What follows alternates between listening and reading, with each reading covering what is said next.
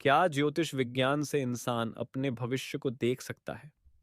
इसका उत्तर तो वो ही लोग दे सकते हैं जिन्होंने इसे अनुभव किया हो। हम जिस चीज़ को जब तक अनुभव नहीं करते हैं तब तक वो हमें मिथ्या लगती है।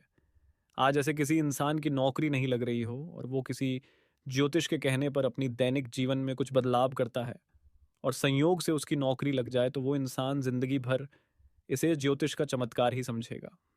और जिसने इसका अनुभव नहीं किया हो वो इसे बकवास मान सकते हैं। लेकिन आज जो हम आपको किस्सा सुनाने जा रहे हैं वो ना किसी ज्योतिष का है और ना किसी संयोग का।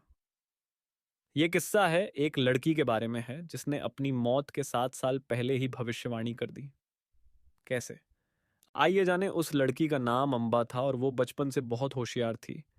इस लड़की के बारे में आपको इंटरनेट पर कहीं पर भी विस्तृत जानकारी नहीं मिलेगी। अंबा ने अपने पिता को 8 नवंबर 1995 को 14 साल की उम्र में एक कविता गिफ्ट में दी थी, और यही गिफ्ट हमारी इस कहानी का रहस्य है।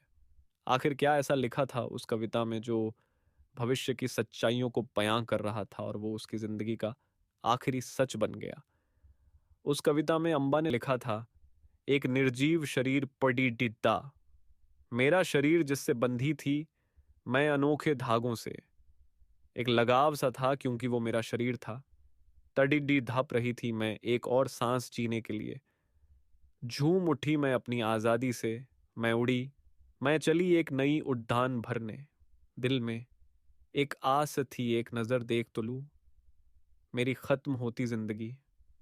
मेरा शरीर जो छलनी होकर पुड़ित था खून में लथपथ यादें 21 साल की, विदाई इस शरीर की सारे बह गई इस मन से। लेकिन आज मैं उठी और उड़ी, पीछे छोड़ द अपनों की सिसकिया। मैं उठी और उड़ी मेरे नए घर की ओर। मैं अकेली पर मैं थी खुश, आंखों में लिए सपना नए जहां का। अंबा ने अपनी जिंदगी में केवल यही कविता लिखी थी, हालांकि उसे डांस और पेंटिंग का काफी शौक था। अंबा अपने पापा और अपनी एक सहेली सलोनी को अपना सबसे अच्छा मित्र मानती थी। धीरे धीरे अंबा 21 साल की हो गई और उसके पिताजी उसकी वही कविता के बारे में सोचकर हमेशा फिक्र करते रहते थे। एक दिन सलोनी देर रात घर नहीं पहुंची तो उसके पिताजी बहुत घबरा गए। लेकिन कहते हैं ना, होनी को कोई नहीं टाल सकता। 19 नवंबर 2001 को अंबा की जिंदगी में वही मोड़ आ गया और उसके हाथों से लिखी वही कविता, वही आखिरी सच। उसकी गादी उस रात अंधेरे में भटकने से खाई में जा गिरी और वो उन्हीं कविता के पन्नों के जरिए अपने नए घर में पहुंच गई। और उसके पिताजी को फोन के जरिए अंबा की मौत की खबर मिली और जिसका उन्हें डर था वही मंजर उनके सामने खड्डित था।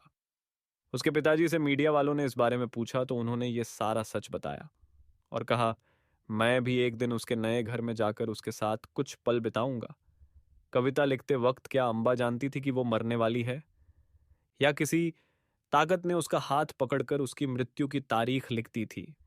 और हुआ भी बिल्कुल वैसे जैसा उसने 7 साल पहले अपनी कविता में लिखा था। इस तरह के सवालों के आगे कोई विज्ञान या लॉजिक काम नहीं करता है और हम ये मानने पर मजबूर हो जाते हैं कि कोई ताकत है, कोई शक्ति है जो हमसे ज्यादा जानती है और वो बराबर हमें चेतावनी देती है। बस हम नहीं समझ पाते उन इशारों को। मानो या ना मानो,